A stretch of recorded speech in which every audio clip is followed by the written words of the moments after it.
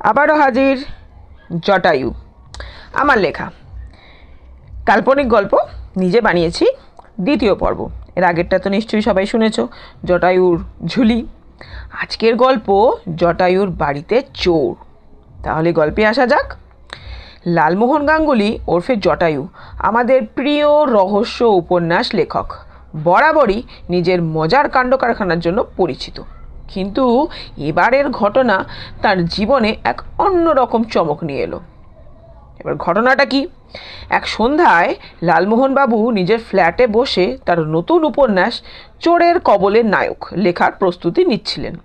কলম আর কাগজ নিয়ে তিনি গভীর মনোযোগ দিয়ে প্লট সাজাচ্ছেন। এমন সময় দরজার কলিং বেল বেজে উঠল। দরজা খুলতেই সামনের বাড়ির দারোয়ান মধুসূদন বলল, বাবু, আপনার ফ্ল্যাটের আশেপাশে আজকাল চোরের উৎপাত বাড়তিছে, সাবধানে থাকবেন। লালমোহনবাবু মাথা চেড়ে বললেন, আমি তো সবসময় সাবধান, জানালার গ্রিল, দরজার লক সব ঠিকঠাক আছে, চোর আমার বাড়ি কেন আসবে?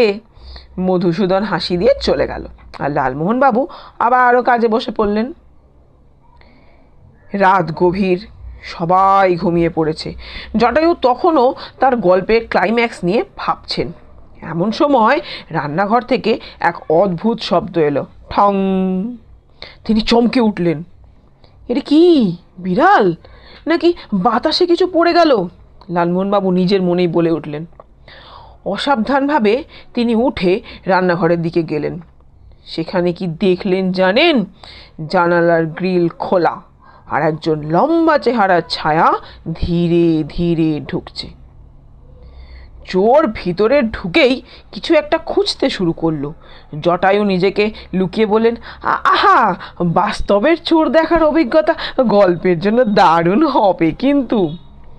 তার মাথায় একটা বুদ্ধি এলো, যদিও কথাটা নিজেকেই বললেন।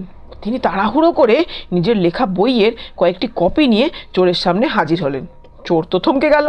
জটায়ু বললেন, আরে ভাই, তুমি চুরি করতে এসেছো? কিন্তু চুরি করার মতো জিনিস নেই এখানে, বরং আমার লেখা বইগুলো নাও, পড়ে দেখো। চোর হকচকিয়ে বলল, বই? চোরেরা কি আর বই পড়ে? জটায়ু মুচকি হেসে বলেন, আরে ভাই, বই পড়লে তো চুরি করতে হবে না, এটা পড়লে বুঝবে চোরের জীবন কত বিপদ সংকুল। চোর বইয়ের দিকে তাকিয়ে হঠাৎ হাসতে শুরু করলো, বলল, আপনার লেখা বই তো আমি আগে পড়েছি। আপনি লালমোহন গাঙ্গুলি না, ওই জটায়ুর কাহিনী। লালমোহনবাবু অবাক হয়ে বলেন, হ্যাঁ, তুমি আমার বই পড়েছো? তাহলে তো তুমি আমার ফ্যান। চোর মাথা নাড়ল, বলল, হ্যাঁ বাবু, কিন্তু পরিস্থিতির চাপে চুরি করতে এসেছি। লালমোহনবাবু হঠাৎ গম্ভীর হয়ে বললেন, তুমি গল্পের জন্য আমাকে একটা প্লট দিলেও তোমার চুরি করাটা কিন্তু ঠিক নয়। দেখো, আমি তোমাকে সাহায্য করব, যদি তুমি প্রতিজ্ঞা করো যে আর কখনো চুরি করবে না। চোর কিছুক্ষণ চুপ থেকে বলল, ঠিক আছে বাবু, আপনি যা বলবেন করব। পরের দিন লালমোহনবাবু চোরকে একটা ছোট চাকরি খুঁজে দিলেন।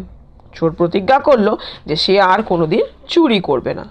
আর সেই রাতের ঘটনা নিয়ে জটায়ু এমন জমজমাট গল্প লিখলেন যে বইটি বেস্ট সেলার হয়ে গেল। বইয়ের নাম দিলেন চোর যখন ফ্যান। লালমোহন গাঙ্গুলির বাড়িতে চোর ঢুকে এমন রোমাঞ্চকর গল্প তৈরির সুযোগ এনে দেবে তা তিনি নিজেও ভাবেননি।